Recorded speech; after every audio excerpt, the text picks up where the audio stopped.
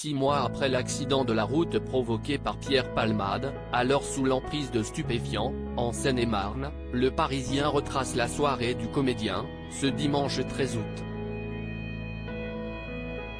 Nos confrères ont ainsi dévoilé le programme festif de l'artiste de 55 ans, couplé à la consommation de diverses drogues dures, qui était alors accompagné de 3 amis, jusqu'à ce terrible moment où un père de famille, son jeune enfant et sa belle-fille enceinte ont croisé sa route, alors qu'il roulait sur une départementale.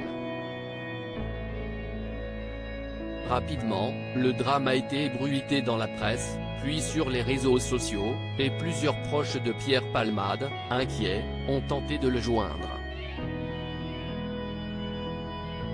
Comme le révèlent nos confrères, le portable de l'acteur se trouvait alors chez lui, dans sa maison de Célie-en-Bière. Les 2 passagers qu'il transportait dans son véhicule, le 3e ami avait déjà quitté la fête, ont en effet pris la fuite après l'accident pour marcher jusqu'à chez lui, où se trouvaient encore leurs affaires, et quitter le département pour rentrer à Paris. Sur le téléphone du comédien, laissé sur la table de la cuisine, des messages ont été laissés par son ami François Rollin, acteur et humoriste de 70 ans que l'on a pu voir dans la série télévisée Kaamelott.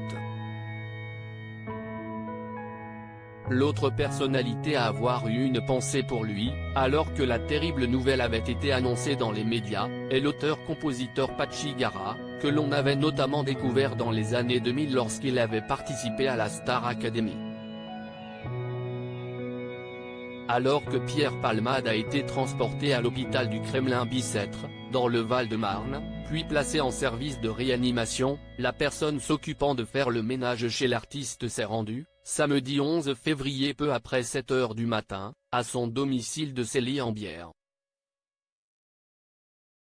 Supérieur à Pierre Palmade, Muriel Robin, Michel Larocque, Véronique Sanson. Les femmes de sa vie. Une femme de ménage habituée à nettoyer après les soirées de l'artiste comme à son habitude, cette femme de confiance a fait son travail, du moins en partie, alors que tout était ouvert et que les lumières étaient toujours allumées depuis la veille. Il y avait une ambiance particulière dans la maison, a-t-elle confié aux policiers, en expliquant s'être contentée de rassembler des affaires dans la chambre des invités. Il faut dire qu'en arrivant, elle a constaté des traces de sang sur le sol liées aux multiples injections de drogue, dans la salle à manger, dans les chambres, et même sur le carrelage de la salle de bain.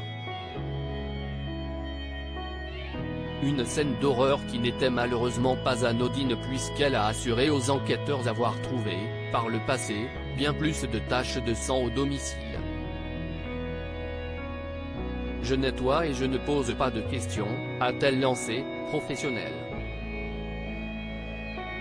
Article écrit avec la collaboration de 6 Médias Crédit Photo, agence.